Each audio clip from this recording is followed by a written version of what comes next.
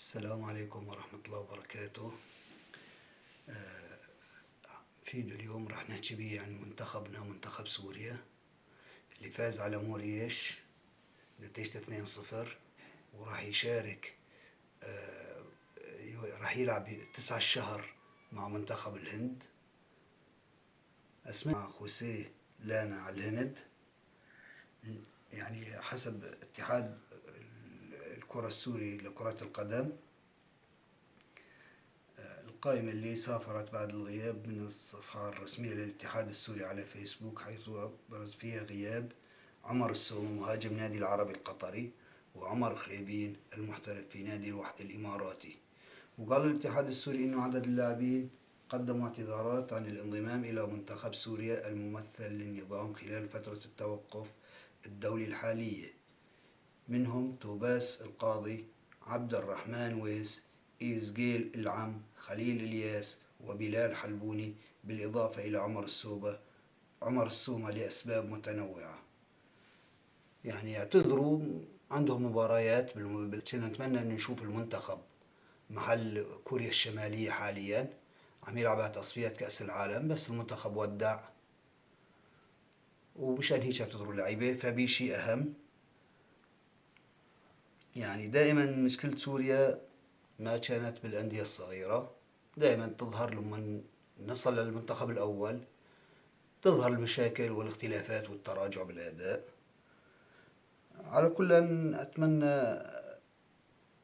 أن تفوز سوريا، يعني قد اللاعبين اللي راحوا المفروض يثبتوا موجودين أفضل من اللي غايبين حاليا. يعني فرصة جتك استغلها، اقنع المدرب بأدائك، اقنع الجمهور. ما تقول نحن الجمهور السوري ما حد ياخذ رأينا بشيء، يعني من قديم الأزل مشكلتنا نفسها. ورجعت القائمة رجع بها جناح الشرطة العراقي محمود المواس، ونوح شمعون المحترف في نادي راندوس الدنماركي، واستدعى كل من مصطفى عبد اللطيف المهاجم في الفريق الرديف لنادي هرتا برلين الألماني، وأحمد فقة مدافع ايك ستوكلهوم السويدي للمرة الأولى. وضمت القائمة 3 لاعبين من الدوري السوري هم مؤيد العجان، ومؤيد الخولي، والمدافع الشاب علي الريني. نشوف تشكيلة المنتخب السوري: حراسة المرمى أحمد مدنية، ستيبان جليل، إلياس هدايا. خط الدفاع: ثائر كرومة، إيميليانو عمور، أيهم أوسو، عمر ميداني، علي الريني، أحمد فقة، خالد كردغلي، مؤيد العجان، مؤيد الخولي. خط الوسط: محمود المرمور، محمد عثمان، المار، إبراهام، نوح شمعون، دلياهو إردنست، محمود الأسود، محمد الحلاق. خط الهجوم: علاء الدالي، مصطفى عبد اللطيف، محمود المواس، بابلو الصباغ. والبث حاليا بمدينة حيدر أباد بالهند، والمباراة 9 الشهر، يعني بكرة يوم الاثنين الساعة 5، منقولة عبر تطبيق. حاليا راح احط لكم صورته بالوصف، راح احط لكم صورته بالفيديو، وراح احاول اجيب رابط التطبيق احطه بالفيديو. عندنا بتركيا رابط التطبيق غير متوفر، فراح احاول اني اشغل VPN ونتفرج على المباراة، وان شاء الله تكون مباراة مقنعة. يعني مشكلة سوريا دائما تكمن بالمنتخب الأول.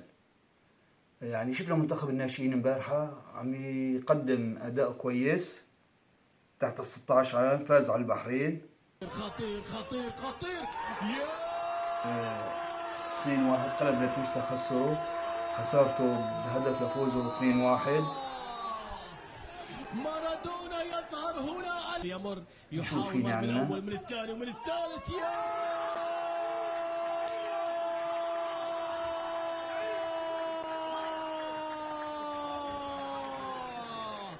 عالمي عالمي عالمي عالمي يا لعيب، مباراة سوريا والبحرين جمال الجمال، دلال الدلال، يا إلهي على هدف سوري وريمونتادا تحضر الآن المنتخب السوري. الله على هدف الله على هدف. يا إلهي يا لعيب يا لعيب، هدف سينمائي. يعني منتخبات سوريا دائما، المنتخب الأول دائما مشاكل، اختلافات، خسارات من قديم الأزل، ما هو شيء جديد. يعني أكبر إنجاز له بال79 يمكن، مع ب82 يمكن كنت أنا ماني خلقان، هي بطولة دورة المتوسط، الميدالية الذهبية. أكثر من هيك ما عنده إنجاز المنتخب السوري الأول. أما الناشئين فعندهم مشاركات بكأس العالم، شاركوا بطولة آسيا بال94، وانتهت مباراتهم بفوز على البحرين 2-1. ونتمنى التوفيق بالمباراة القادمة لمنتخب سوريا للناشئين، وهارد لك لمنتخب البحرين. نشوف اليوم مواعيد مباريات البطولة الأوروبية. يا أخي هناك استمتاع وفن كرة القدم. لوكسمبورغ تواجه روسيا البيضاء الساعة 4. بلغاريا مع إيرلندا الشمالية الساعة 7. جبل طارق مع ليشنشاين الساعة 7. الدنمارك وصربيا الساعة 7. سلوفاكيا مع أذربيجان الساعة 7. كرواتيا مع بولندا الساعة 10 إلا ربع. البرتغال مع اسكتلندا الساعة 10 إلا ربع. سويسرا مع إسبانيا الساعة 10 إلا ربع. السويد تواجه استوانيا الساعة 10 إلا ربع.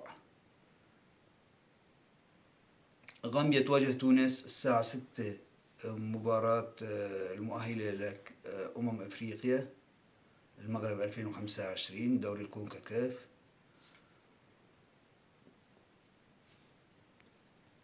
نشوف نتائج مباريات الأمس. امبارح مباريات حلوة. جزر فارو مع مقدونيا 1-1.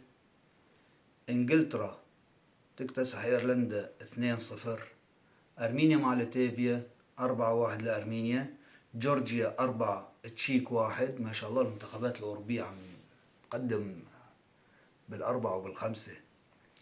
مولديفيا مع مالطا 2-0 لمولديفيا. اليونان 3 فنلندا 0. ألمانيا 5 المجر 0. هولندا 5 البوسنة والهرسك 2. أوكرانيا 1 ألبانيا 2. موريتانيا فازت على بوتسوانا 1-0. نيجيريا 3 بنين 0. الكاميرون 1 نامبيا 0. وإذا وصلت معنا لآخر الفيديو حط لايك واشتراك، وأهلا وسهلا بيك، ويسعد مساكم، وإن شاء الله طول تضلوا بخير.